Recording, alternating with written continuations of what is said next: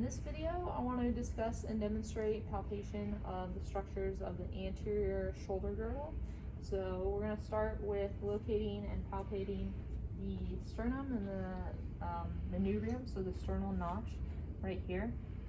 As I move laterally from that sternal notch, I'm going to be right on the SC joint, so you can palpate the SC joint. You're going to feel a little bit of a divot. The next thing we're going to palpate is through the clavicle. When I palpate the clavicle, I try to divide it into thirds instead of just palpating along the whole thing. So I can palpate this medial third of the clavicle and travel through. I can palpate the middle third. And then as it dips back, I'm going to palpate this distal third. And as I get closer to the distal end of the clavicle, I'm going to locate a little dip.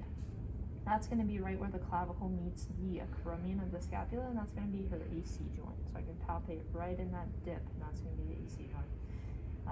As I travel past the AC joint distally, I'm going to be on the acromion of the scapula, acromion process. And then another landmark, I'm just going to put my finger there so you can see where that is located in reference. Another landmark of the scapula we want to palpate anteriorly is going to be the coracoid process. So I can come and find the AC joint. I'm going to drop inferior to that AC joint and a little bit medial, as you can see, from the acromion, and that's going to be her coracoid process. So my fingers are on, my left is on the acromion and my right is on the coracoid process.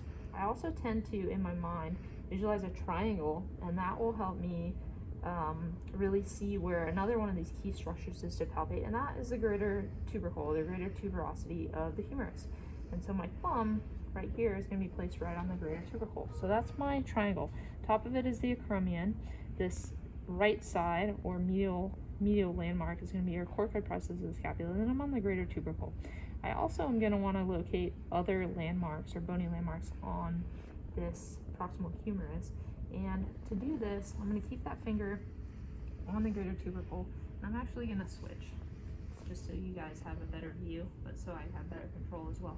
So I'm going to be on the greater tubercle. If I passively externally rotate her, my finger is going to kind of drop into this groove or this sulcus. That's going to be the bicipital groove or intertubercular sulcus. If I continue to externally rotate her, or if I just move a little bit medially, I'm going to be on the lesser tubercle.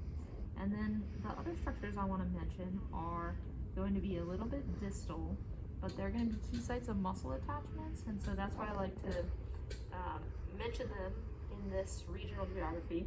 And that's going to be, as this bicipital groove continues down, you're going to have the floor of the bicipital groove, the medial lip, and the lateral lip. So these 3 points, and what I tend to remember is that these are insertions for key muscles. So I remember it as PLT sandwich. So your pectoralis major is going to insert on the lateral lip of the bicipital groove. Your L, your latissimus dorsi, is going to insert on the floor of the bicipital groove. And then your teres major is going to insert on that medial lip of the bicipital groove.